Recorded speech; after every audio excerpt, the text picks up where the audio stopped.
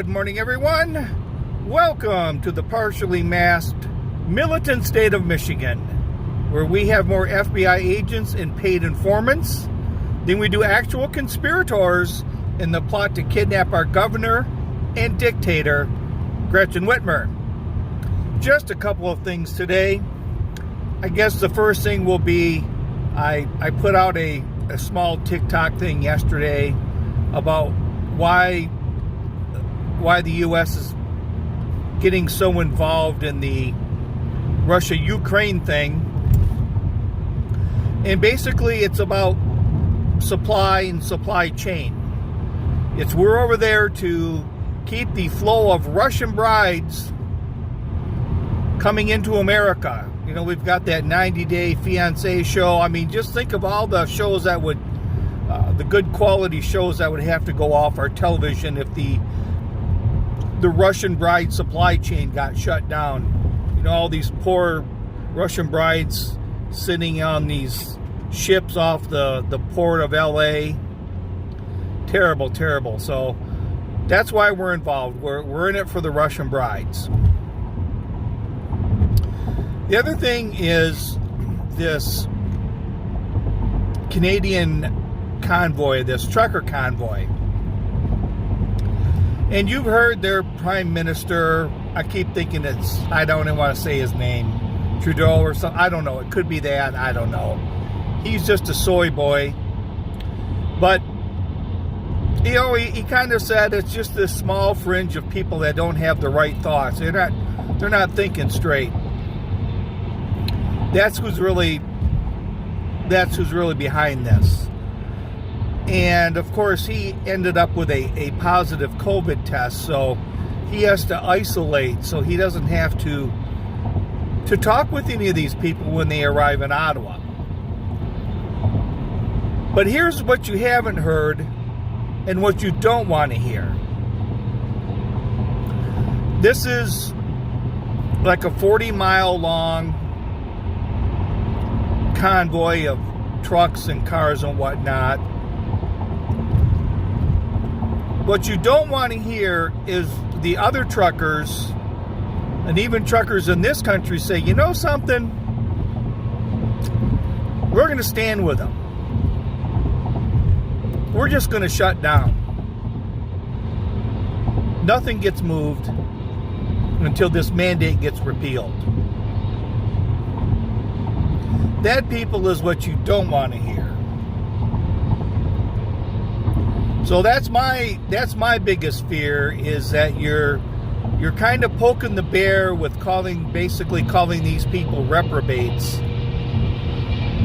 You're poking the bear, and this could end up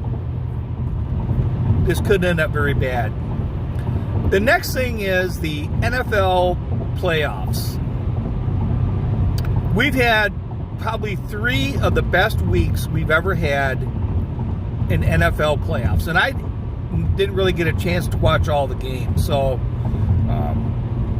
but arguably the last 2 weeks, I'm sure the viewership hit was through the roof.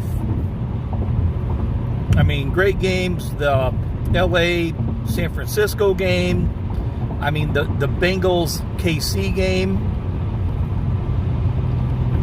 Great games. My only regret this week was I didn't pull the trigger on the bet that I wanted to make. I was too afraid of the Cincinnati game. But I was going to take Cincinnati. They were like +3, and I was going to take the Rams. And I just didn't pull the trigger. I do have the Rams winning the Super Bowl. And then they have one of those prop bets of the MVP of the game. I'm kind of thinking it might be that receiver for LA, Coop is what they kind of holler out or whatever. I think it might be him. Man, they got Odell Beckham too, so I don't know. But Coop is, I guess I'm going to pick Coop. But there's one thing about, they're going to talk about these playoffs, how great they were, some of the best games in a long time, and in such a sort of like finally something to be happy about over the last few months or even the last year. Something we can all agree on, even if your team lost, they were great games. But here's something that you haven't heard over the last 3 weeks that I'm kind of curious if anybody's going to bring up, and maybe this is the big shh. Don't talk about this.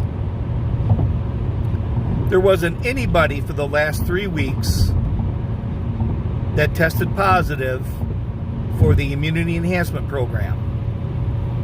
Now, one player got the sniffles. We had games that, I follow the Lions.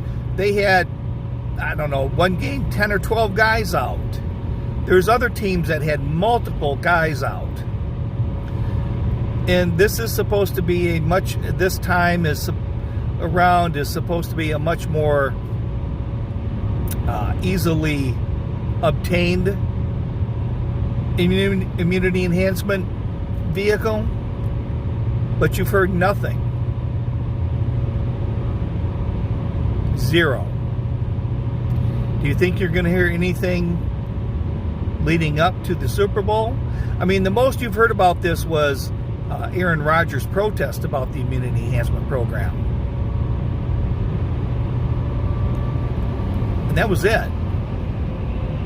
Well, what do you think? What do you think the probability is that you'll hear about the immunity enhancement program the week of the Super Bowl, and that Barrows or Stafford or Odell Beckham or